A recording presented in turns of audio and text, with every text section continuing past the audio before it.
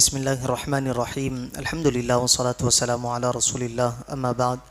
جیسا کہ پچھلے درس میں ہم نے سورہ آل عمران کی آیت نمبر 69 تا 71 کی تلاوت، ترجمہ اور تفسیر سماعت کی، جس میں اللہ تبارک و تعالی نے ارشاد فرمایا، اہل کتاب کا ایک گروہ دل سے چاہتا ہے کہ کسی طرح تمہیں گمراہ کر دے، اور وہ صرف خود کو گمراہ کر رہے ہیں اور انہیں شعور نہیں۔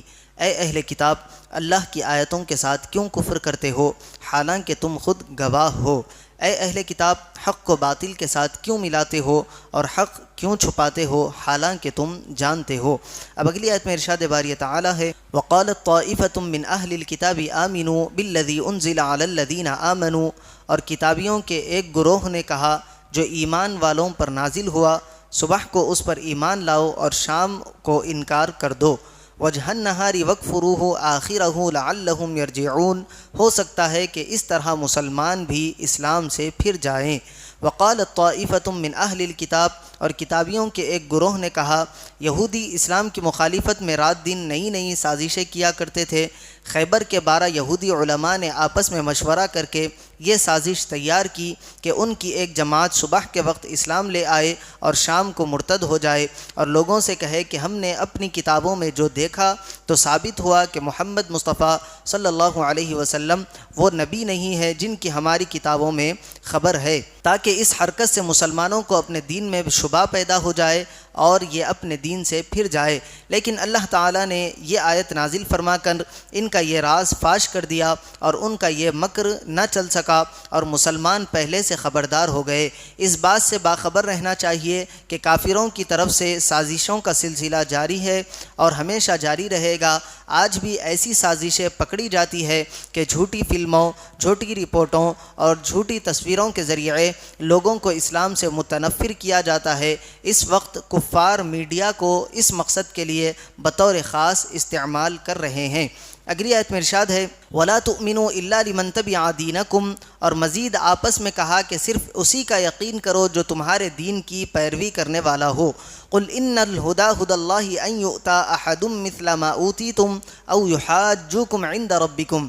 اے حبیب صلی اللہ علیہ وسلم، آپ فرما دیجئے کہ ہدایت تو صرف اللہ ہی کی ہدایت ہے، اور یہ سازشی آپس میں کہتے ہیں کہ اس کا بھی یقین نہ کرو کہ کسی اور کو بھی ویسا مل سکتا ہے جو تمہیں دیا گیا، یا کوئی تمہارے رب کے پاس سے تمہارے اوپر غالب آ سکتا ہے۔ قل ان الفضل بید اللہ یؤتیہ من یشاء، اے حبیب صلی اللہ علیہ وسلم، آپ فرما دیجئے کہ فضل تو یقیناً اللہ ہی کے ہاتھ میں ہے، وہ جسے چاہتا ہے عطا فرماتا ہے۔ واللہ واسع علیم، اور اللہ وسعت والا، علم والا ہے۔ ولا تؤمنوا الا لمن تبع دینکم، اور صرف اسی کا یقین کرو جو تمہارے دین کی پیروی کرنے والا ہو۔